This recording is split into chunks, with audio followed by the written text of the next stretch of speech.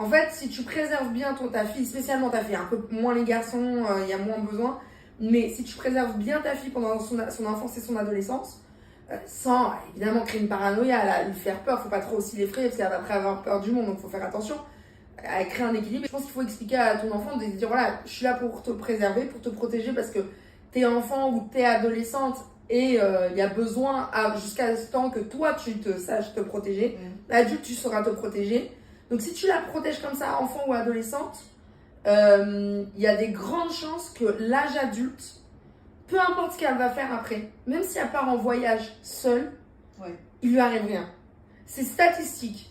Par contre, s'il lui est arrivé quelque chose pendant son enfance ou son adolescence, ça a été prouvé qu'il y a des grandes chances qu'il va lui arriver des choses adultes. Et elle va pas plus se mettre en danger qu'une autre personne. Parce que ça serait faux en fait, c'est au début ce qu'on pensait. Mais c'est totalement faux parce que beaucoup de jeunes filles à qui il n'est rien arrivé, enfants ou adolescentes, elles vont pas avoir peur, donc elles vont peut-être même plus se mettre en danger qu'une autre personne à qui il est arrivé des choses. Moi-même, quand j'étais surprotégée par ma mère, enfant et adolescente, donc grâce à Dieu, il m'est rien arrivé. Mais quand j'étais adulte, franchement, j'ai pu me mettre dans des situations où il aurait pu m'arriver quelque chose. J'ai voyagé seule, j'étais à l'étranger seule, j'étais pas en train de faire une vérification sur les gens que je rencontrais ou pas. Donc franchement, j'aurais pu tomber sur un fou furieux. Enfin, ça aurait pu être possible. Je veux dire, c'était pas impossible. Je veux dire, j'étais pas en train de m'enfermer chez moi. Je veux dire, je sortais dehors, je vivais ma vie dehors. Mais en fait, ce qu'on pense, c'est autre chose. C'est une théorie qui dit que, en fait, si t'es arrivé quelque chose, quand tu es enfant et adolescente, tu vas tu vas avoir un certain comportement qui va attirer des prédateurs adultes. C'est-à-dire que les gens qui ont des mauvaises intentions ils vont faire attention aux personnes qui sont fragiles psychologiquement, vulnérables. Et ils vont le voir, ils vont les repérer. C'est des détecteurs ce qu'ils ont. T'as des gens, par exemple, ils sont accusés de viol. T'as des hommes, ils sont accusés de viol. Moi, j'ai connu des personnes qui étaient accusées de viol.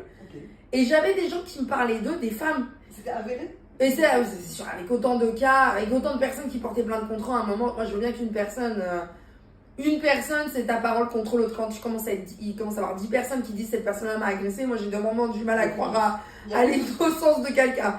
Je veux bien que ça soit à la fin la justice qui dise ou pas, il n'y a pas de souci et tout, mais moi dans ma tête, je peux pas croire qu'il y ait 10 personnes qui accusent cet homme-là et que tout ça c'est faux. Après, c'est mon avis, mais en tout cas, moi par exemple, j'ai connu,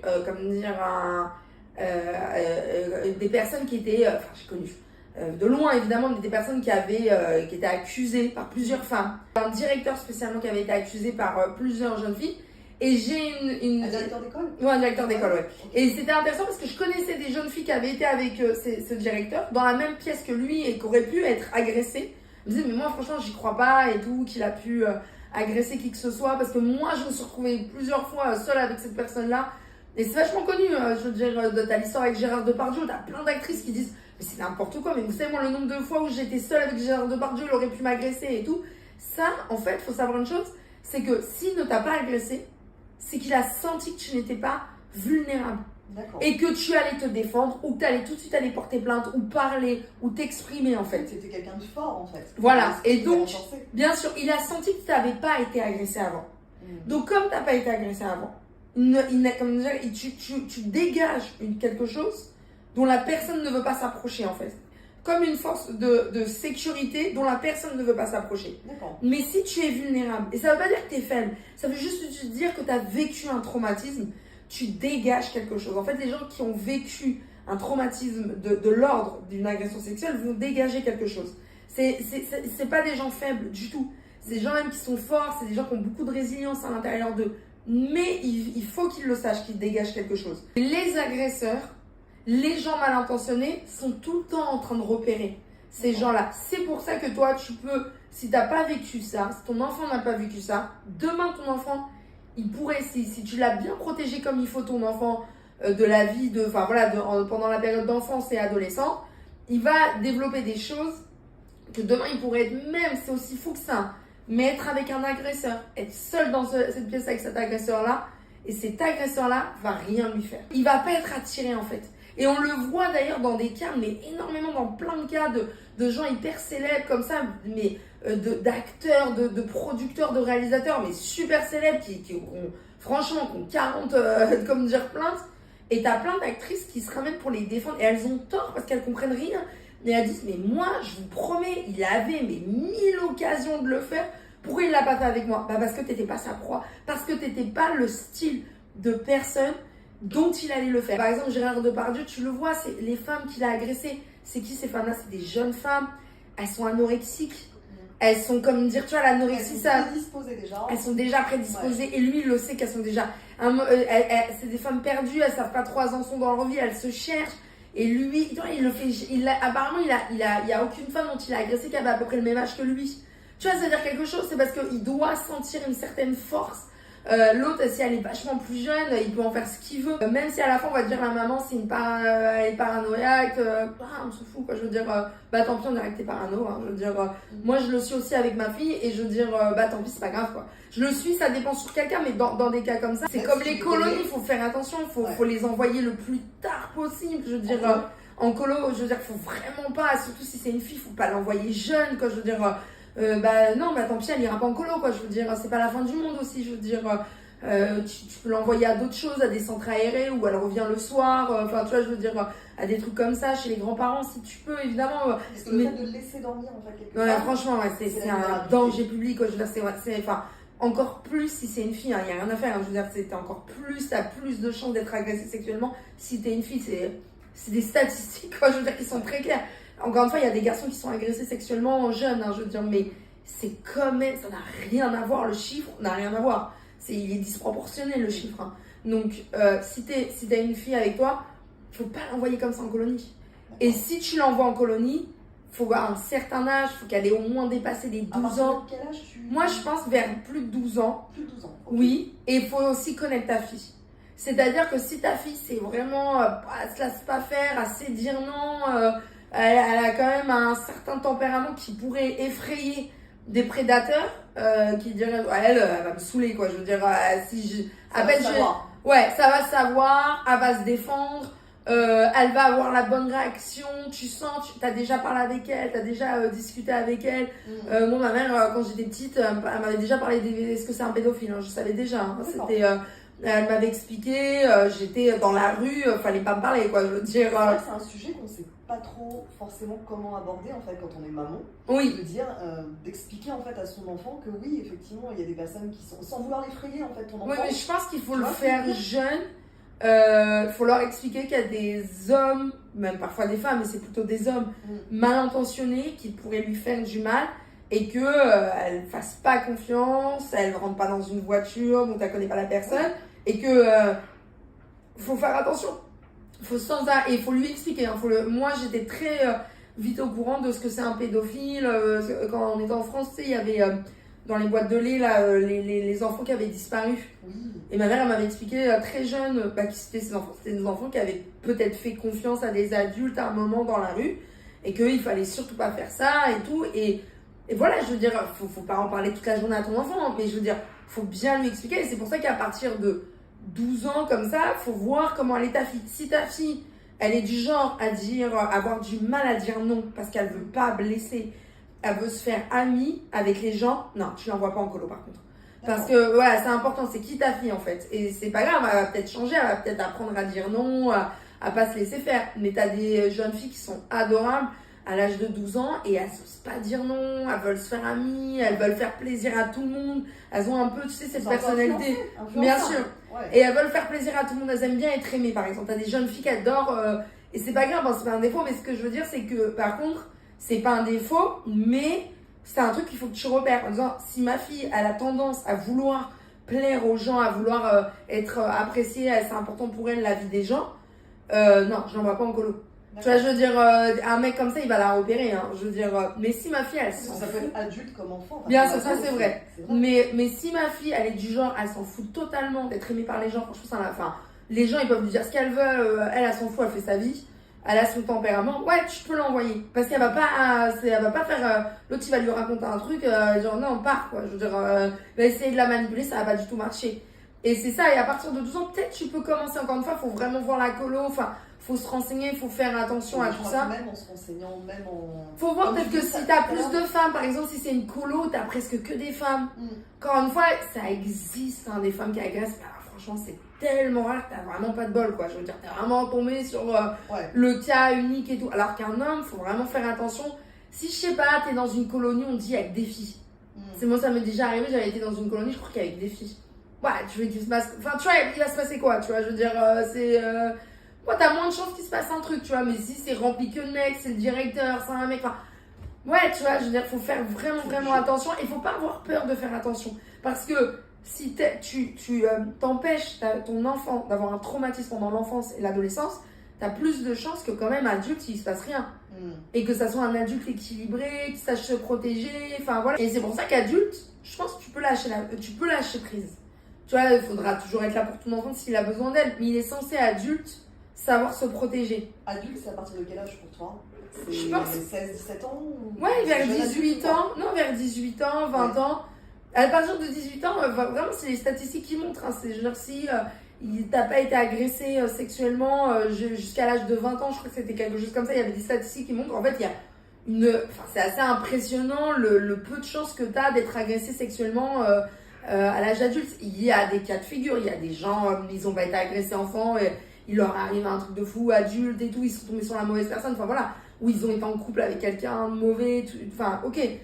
Mais moi je te parle de statistiques parce que peut-être qu'il y a des gens qui vont dire non mais attends, moi il m'est arrivé ça, oui d'accord, mais au niveau statistique il y a moins de chances. En thérapie, j'ai eu des patientes à moi qui ont été agressées enfants, dans leur enfance, par un oncle, par quelqu'un de la colonie, enfin un prof, des choses comme ça, et elles ont été agressées de nouveau adultes aussi. Incroyable. Mais vraiment, presque toute personne que j'ai connue, enfant, qui s'est fait agresser enfant, a été de nouveau agressée adulte. Dans des situations où tu dis, comment t'as. Enfin, la personne, elle n'est pas responsable. Il faut qu'elle comprenne qu'elle elle a pas été faire quelque chose de fou. Elle n'a pas été, comme on pourrait penser, en pleine nuit dans une rue habillée d'une certaine. C'est faux, ça, c'est le cliché. Elle n'a pas provoqué en fait. Mais la pas situation. du tout. Elle n'a pas été voyager seule. Et elle s'est mise dans un endroit, comme dire, où franchement il y avait des hommes, enfin, elle a jamais fait un truc, elle a été agressée dans une situation où tu dis, mais attends, mais moi, un truc comme ça, je le fais tous les jours. Je veux dire, elle a été agressée, mais franchement, dans une situation improbable, quoi, je veux dire, tu dis, Ça mais... peut être- mais ça peut être en plus, ça peut être propice. Bon, ça peut être la nuit, mais ça peut être aussi en plein jour. Mais ça a été en plein jour, ça peut être mais avec un vendeur, ça peut être avec un taxi, tu vois, je veux dire, ça peut être un truc où elle a pris un taxi, parce que n'importe quelle femme fait aujourd'hui, je vais prendre un taxi en pleine journée, elle a pu prendre un taxi en pleine journée. Le taxi s'est promené d'un endroit à un autre où on était en pleine ville, il y avait plein de gens autour, enfin je veux dire, même pas un taxi qui l'a emmené dans un trou perdu, pas du tout. Un truc, je veux dire, vraiment, toi tu fais ça tous les jours. Mm. Et elle a été agressée, même elle n'a pas compris, elle a dit mais comment ça a pu me reproduire? Et elle s'en veut énormément parce qu'elle pense qu'elle est responsable, elle se dit c'est pas possible, tout le monde fait ça, moi si je le fais il y a un truc que j'ai du mal faire. L'agression sexuelle est le crime, est le seul crime dont la victime se sent coupable. Et que le coupable se sent, comme dire, innocent. C'est le seul crime. Je veux dire, il n'y a aucun autre crime où les gens se sentent coupables alors qu'ils ont été les victimes. Enfin, jamais ça existe. En fait, c'est le seul crime. Ouais. Et la personne, il faut savoir une chose, c'est qu'elle n'est pas responsable. Est-ce que tu peux couper ce schéma en Oui, fait tu le coupes, ce schéma. Quand t'es enfant, t'as vécu ce truc-là, ok, t'as vécu une agression sexuelle, est-ce que tu peux, en allant consulter un thérapeute, Oui. stopper en fait ce schéma? Oui, tu le stoppes, ce schéma. Oui. Par contre, heureusement, hein, ça se stoppe, mais il faut en avoir conscience. Et tu le stoppes avec différentes techniques thérapeutiques. Des gens qui vont être agressés sexuellement vont avoir aussi une personnalité, par exemple, à dire oui, à avoir du mal à dire non, à mettre des limites, à vouloir, à se défendre. Ça va être parfois des gens qui vont avoir du mal à un moment à s'énerver alors qu'il y a une situation où il y a de quoi s'énerver, tu vois. Ouais. Après, en fait, toi-même, quand tu vas commencer à mettre des choses en place, tu vas modifier l'énergie et donc la personne qui est parce que comme dire qui est agresseur, tu vois, qui a ces tendances-là, hein, je veux dire, c'est pas tous les hommes évidemment, heureusement, hein, qui agressent, qui sont pédophiles, et heureusement, mais cette personne-là va sentir chez toi qu'elle ne peut plus le faire, qu'elle ne peut plus te manipuler, tu vas dégager une énergie dont il va sentir que s'il s'approche de toi, il va se passer quelque chose. Il va avoir des limites et tu vas tout de suite en parler et tu vas faire ça, tu vois. Je veux dire, t'imagines bien qu'en plus quelqu'un par exemple qui va oser passer à l'acte et aller porter plainte, va dire attends, moi c'est fini tout ça, je vais aller porter plainte, va dégager quelque chose que l'autre agresseur, un prochain agresseur va sentir que t'es capable de parler. Tu vas aller le dénoncer, quoi. Je veux dire, s'il fait quelque chose. Donc il va le ressentir et il va rien faire. Et c'est ça qui est important. Et quelqu'un qui n'en parle pas du tout jusqu'à l'âge adulte, c'est-à-dire qui n'a absolument pas conscience en fait de ce qui s'est passé, ou qui en a conscience mais qui ne veut pas en parler, ça peut se transmettre comme ça de génération en génération. Oui, alors en plus, oui, ça va se transmettre. Mais par un traumatisme, ça va pas se transmettre, il va pas le dégager chez son enfant, mais ça va se transmettre à travers un traumatisme où l'enfant va sentir quelque chose qui va pas en fait, comme un secret inavoué, et il va mal le vivre, il va sentir un mal-être. Mais on sait pas quoi. Voilà, et t'as des gens, ils le disent depuis qu'ils sont tout petits, ils sentent qu'il y a un mal-être à l'intérieur d'eux, mais ils ne savent pas pourquoi. Ils ont ce mal-être-là. Et généralement, ce mal-être-là, ça vient des parents, des grands-parents, comme un secret qui est inavoué, et ils vont ressentir. Donc oui, il faut en plus en parler, il faut le dire, parce qu'il ne faut pas que les enfants, ça soit transmis, parce qu'après, en plus, on ne connaît jamais la vérité, il suffit qu'il se passe quelque chose. C'est une chaîne qui se casse jamais. Voilà, c'est une casse et c'est pour ça qu'il faut la casser. Et c'est pour ça que de nouveau, il faut bien protéger ses enfants et ses adolescents, encore plus si c'est une fille. Quitte à paraître parano, c'est pas grave. Je veux dire, tu seras paranoïaque, et tant pis, on s'en fout. Ton enfant adulte, il sera bien. Parce que c'est vrai que ça, souvent, la pression sociale en retour, on te dit, mais t'es complètement taré. Oui, c'est pas grave. Faut te détendre, c'est pas grave. Tout le monde laisse dormir les enfants à droite et à gauche, y a pas de souci. Mais il faut pas laisser. T'as pas confiance, qu'est-ce qui fait que t'as pas confiance? Et c'est vrai que tu passes un peu pour. Surtout si c'est une fille, je pense sincèrement qu'il faut pas la laisser dormir de gauche à droite et à gauche. Comme ça, je veux dire, c'est pas la fête. Je veux dire, c'est une fille, elle n'est pas au courant. Enfin, je veux dire, elle a pas les défenses. Comme toi, tu aurais les défenses pour elle. Elle ne les a pas pour l'instant et c'est normal. Et tu ne sais pas dans telle famille s'il n'y a pas une problématique. C'est une réalité. Tu ne sais pas, tu n'es pas en train de vérifier. Même si la personne elle a l'air d'être super sympa, tout le monde a l'air d'être sympa. Les plus grands serial killers, tous les profilers vont te dire que les plus grands serial killers au monde sont des gens géniaux, adorables, super sympas. On jamais imaginé. Mais bien sûr. Mais même quand on le sait, les profilers, les psychiatres, les policiers, ils te le disent. Même quand on sait que c'est un serial killer, que c'est un pédophile, on parle avec lui, limite on passe un bon moment. C'est les gens les plus sociables. C'est des gens C'est ça qui est fou. Mais bien sûr. Même quand ils sont de toi qui est nette, et en fait à l'arrivée, tu sais que la partie obscure, tu la vois pas et elle est terrible en fait. Les psychiatres, ils te disent que leurs patients, avec qui, bien sûr, ils sont au courant que c'est un pédophile, tout ça, que c'est un serial killer, mais ils le disent, j'ai beau le savoir, il n'y a rien à faire pendant la séance. Le moment que je passe avec lui, ça c'est toujours un moment sympa. C'est pas genre je suis d'accord avec. Et les psychiatres, c'est pas ils sont d'accord avec eux, c'est pas du tout. C'est le mec, il est tellement sympa avec moi. On parle, il est tellement intelligent, il est tellement intéressant. T'as beau savoir tout ce que tu veux. Ça reste quand même un mec avec qui t'as un super moment. C'est des fois les patients les plus agréables. Mais parce qu'en fait, c'est des gens qui sont tellement manipulateurs, bien tellement sûr intelligents, c'est ce que tu dis, que finalement, en fait, tu dis que c'est... Enfin, il y a une telle incohérence en fait entre qui il est et ce qu'il fait vraiment. Limite, si la personne il te paraît bizarre, je pense que les gens qui nous paraissent le plus bizarres, pas nets à l'extérieur, c'est des gens qui sont les plus nets. En fait, en réalité, ces gens, il se passe jamais rien. Déjà, personne leur fait confiance. Personne leur balance leurs enfants. Donc, il se passe jamais rien avec ces gens-là, je pense. Ouais. Et je pense que les gens avec qui. Il faut toujours faire attention. Et puis après, bien sûr, plus ton enfant il grandit, plus tu lui fais confiance. Je pense qu'après, adolescente, je veux dire, moi je voyais ma mère à un certain âge, elle commençait à me faire confiance, donc elle voyait déjà que j'avais un tempérament à pas me laisser faire. Elle se dit, elle, le jour où on la touche, la personne, il va lui arriver. Le pauvre, le pauvre, je veux dire, à la fin, c'est dit, avec son tempérament, limite, c'est lui qui va porter plainte, quoi. Je veux dire, on va plutôt avoir un procès dans l'autre sens. Oui, voilà, donc je la voyais, elle commençait à me faire de plus en plus confiance. Mais, et j'y en voulais beaucoup quand j'étais enfant. Parce que toutes mes copines, elles allaient voilà, et je lui en voulais beaucoup. Mais aujourd'hui, je la comprends, mais à un point incroyable. Surtout en ayant eu énormément de patientes agressées quand elles étaient jeunes. Je me dis, mais attends, c'est elle qui avait raison. Vaut mieux que ton enfant t'en veuille enfant et qu'adulte, ils te remercient que le contraire. Quand tu as une famille recomposée, comment tu gères en fait? Quand tu as des familles, tu sais, où tu as des garçons d'un côté, des filles de l'autre, et que tout le monde en fait danse sous le même toit parce qu'on recompose une famille, une Bien cellule sûr. familiale. Est-ce que, pareil, c'est un vrai sujet en fait, c'est compliqué quand même de réussir à gérer quand t'es maman un peu protectrice et que du coup en fait tu dois composer avec le fait de voir ton enfant finalement au milieu d'une famille, d'une fratrie. C'est vrai que c'est pas simple, c'est vrai, et puis tu peux pas trop empêcher qu'elle soit en contact avec ces gens-là. Faut voir, faut vérifier comment elle est la famille, puis surtout faut en parler énormément avec ta fille.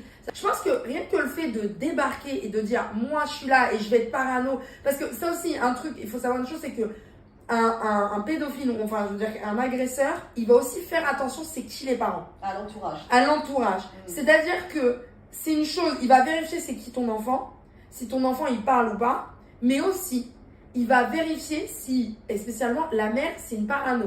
Et je pense que si la mère, entre parenthèses, c'est une parano dans le bon sens, il va pas trop oser faire quelque chose. D'accord. Ça, il va vérifier aussi, parce qu'il sait que si la mère, si c'est une parano, déjà, elle va lui tomber dessus, elle va aller voir la police, elle va, tu vois, je veux dire, elle va faire tellement un bordel que voilà. J'avais eu un enfant patient qui avait été agressé, comme dire, par son professeur.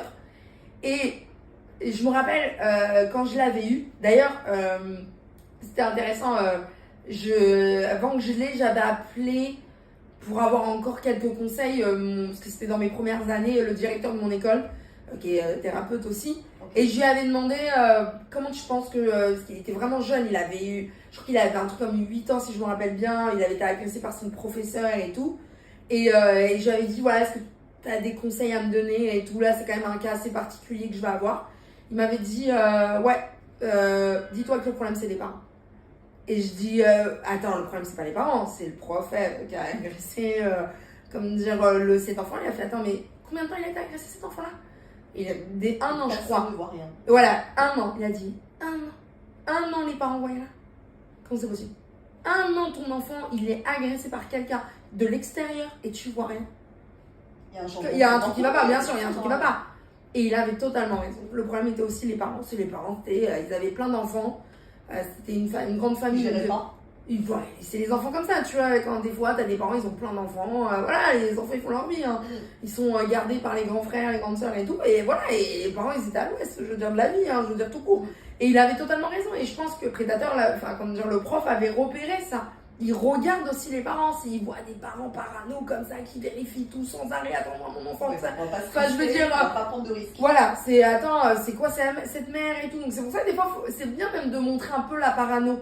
Je veux dire que la mère ou le père, ils disent nous on est paranoïaques, tu vois, je veux dire, moi mon enfant je la laisse pas faire comme ça, moi, tu vois, je veux dire, tu sais, tu dis, waouh, elle, j'ai affaire avec elle, non, vas-y, ça me saoule.